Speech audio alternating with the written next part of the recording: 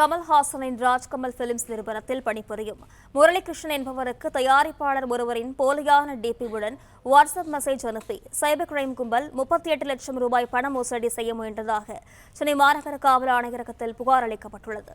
விவரங்களுடன் செய்தியாளர் கதிரவன் இணைப்பில் இருக்கிறார். வணக்கம் கதிரவன், விவரங்களை பதிவு செய்யலாம்.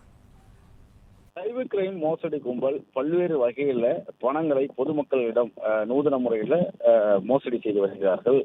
அந்த வகையில ஏற்கனவே இந்த பாஸ்கேம் என்பது அவங்களுக்கு பெரிய அளவுல மோசடிகளை ஈடுபட்ட நிலையில தற்போது பெரிய பெரிய தயாரிப்பு நிறுவனங்களை குறிவைத்து இது போன்ற மோசடிகளை அவர்கள் ஈடுபட தொடங்கியிருக்கிறார்கள். நடிகர் கமல்ஹாசனின் ராஜ்கமல் பிலிம்ஸ் இன்டர்நேஷனல் என்ற நிறுவனத்தை சார்ந்த ஒரு தயாரிப்பாளரின் பெயரை பயன்படுத்தி அந்த தயாரிப்பு நிறுவனத்தில் இருக்கக்கூடிய ஒரு நபரிடம் 38,50,000 ரூபாய் பணத்தை மோசடி செய்ய முயற்சி செய்த சம்பவம் தொடர்பாக தற்போது சைபர் கிரைம் போலீசார் வழக்கு பதிவு செய்து விசாரணையை தொடங்கியிருக்கிறார்கள்.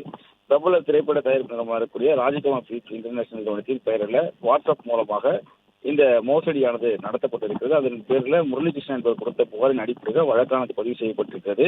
குறிப்பாக ஆழ்வார்பேட்டை சேர்ந்த முரளிகிருஷ்ணன் ராஜ்கமல் பிலிம்ஸ் இன்டர்நேஷனல் நிறுவனத்தில் பணியாற்றி வருவதாகவும் பிரபலமான இந்த நிறுவனம் தற்போது நடிகர் ரஜினிகாந்த் மற்றும் சிவகார்த்திகேயன் ஆகியோரை வைத்து திரைப்படங்களை தயாரித்து வருகிறது.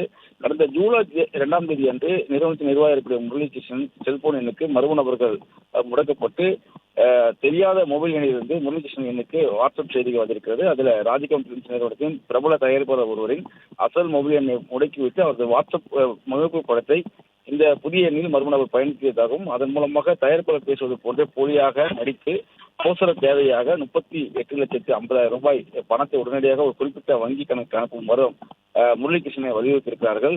Nisarga alternative naturopathy and paramedical council என்ற நிறுவனத்தின் எஸ் பேங்க் வங்கி கணக்குகளின் தகவலையும் அதில் அனுப்பியிருக்கிறார்கள். இதனை பார்த்து அதிர்ச்சி அடைந்த அவர் இது சைபர் மோசடி மற்றும் போலி ஆள் போட்டம் என்பதை உணர்ந்து பணத்தை அனுப்பாமல் உடனடியாக காவல் நிலையத்தில் புகார் அளித்திருக்கிறார். அதன் அடிப்படையில் தற்போது மத்திய குற்றப்பிரிவு சைபர் கிரைம் போலீசார் 2 பிரிவுகளில் வழக்கு பதிவு செய்து அந்த தொலைபேசி எண்ணை வைத்தும் அதே போல வங்கி கணக்குகள் அனுப்பப்பட்டதை வைத்தும் விசாரணைகளை முடக்கி வைத்திருக்கிறார்கள். இதுபோன்று மோசடி நபர்கள் குறுந்தகவலை அனுப்பினால் பொதுமக்கள் யாரும் நம்பி ஏமாற வேண்டாம் என்றும் பணத்தை அனுப்பாமல் காவல்துறையில் புகார் அளிக்குமாறும் சைபர் கிரைம் போலீசார் தரப்புல வேண்டுகோள்